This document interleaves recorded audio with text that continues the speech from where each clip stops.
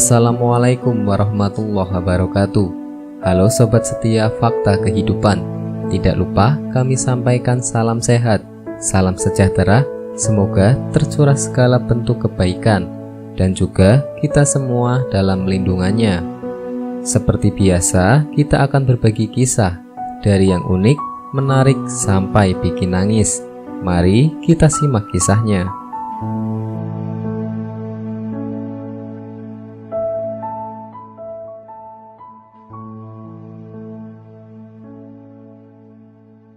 Kisah nyata. Makam ulama Indonesia di Mekah dibongkar. Pemerintah Saudi terkejut melihat penampakan ini. Makam ulama Indonesia di Mekah dibongkar. Pemerintahan Arab Saudi mempunyai kebijakan bahwa setiap jenazah yang telah dikubur selama beberapa tahun, kuburannya harus digali.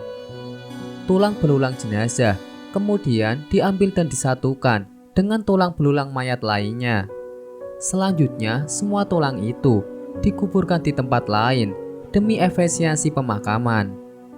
Lubang kubur yang telah dibongkar akan dibiarkan tetap terbuka hingga datang jenazah berikutnya, terus silih berganti.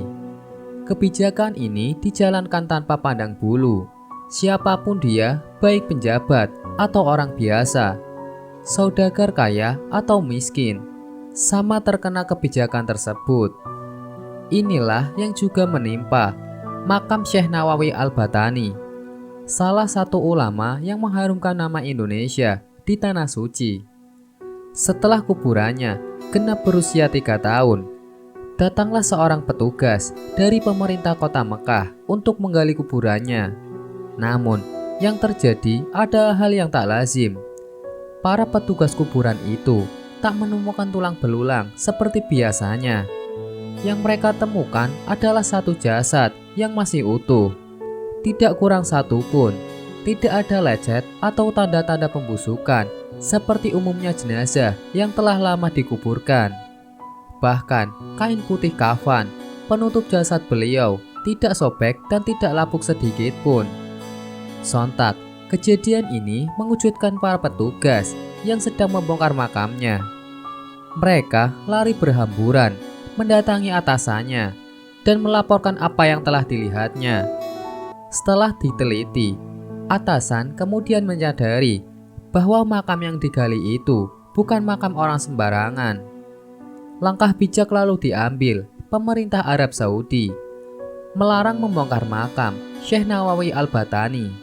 Jasad beliau lalu dikuburkan kembali seperti sedia kala. Hingga sekarang, makam beliau tetap berada di Makam Mekah. Syekh Nawawi Al-Jawi Al-Batani. Nama lengkapnya ialah Abdul Muti Muhammad Nawawi bin Umar bin Arabi Al-Jawi Al-Batani. Ia dilahirkan di Tanara, Serang, Banten pada tahun 1230. Ayahnya seorang tokoh agama yang sangat disegani. Ia masih punya hubungan nasab dengan Maulana Syekh Hidayatullah atau Sunan Gunung Jati. Pada usia 15 tahun, Nawawi muda pergi belajar ke Tanah Suci Mekah. Karena saat itu, Indonesia yang namanya masih Hindia Belanda dijajah oleh Belanda yang membatasi kegiatan pendidikan di Nusantara. Beberapa tahun kemudian, ia kembali ke Indonesia untuk menyalurkan ilmunya kepada masyarakat. Tak lama ia mengajar, hanya 3 tahun, karena kondisi Nusantara masih sama, di bawah jajahan oleh Belanda, yang membuat ia tak bebas bergiat. Ia pun kembali ke Mekah, mengamalkan ilmunya di sana, terutama kepada orang Indonesia yang belajar di sana. Banyak sumber yang menyatakan Syekh Nawawi wafat di Mekah dan dimakamkan di Ma'la pada tahun 1314 1897 Masehi.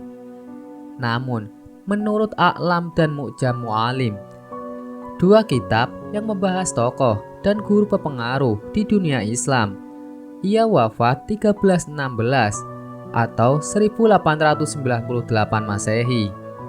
Syekh Nawawi Al-Batani adalah salah satu dari 3 ulama Indonesia yang mengajar di Masjidil Al-Haram di Mekah Al-Mukarramah pada abad ke-19 dan awal abad ke-20.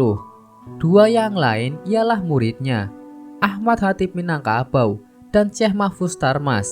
Ini menunjukkan bahwa kealiman dan ilmu yang sangat diakui tidak hanya di Indonesia, melainkan juga semenanjung Arab. Syekh Nawawi sendiri menjadi pengajar di Masjid Al-Haram sampai akhir hayatnya, yaitu sampai 1898. Lalu dilanjutkan oleh kedua muridnya. Wajar jika ia dimakamkan berdekatan dengan makam istri Nabi Muhammad, Sayyidah Khadijah radhiyallahu an di Ma'lam Mekah. Syekh Nawawi Al-Batani mendapatkan gelar Sayyidul Ulama Al-Hijaz yang berarti sesepuh ulama Hijaz atau guru dari ulama, Hijaz atau akar dari ulama Hijaz. Yang menarik dari gelar di atas adalah beliau tidak hanya mendapatkan gelar Sayyidu Ulama Al-Indonesia, sehingga bermakna bahwa kealiman beliau tidak hanya diakui di semenanjung Arabia, namun juga di tanah air sendiri. Wallahu a'lam bishawab.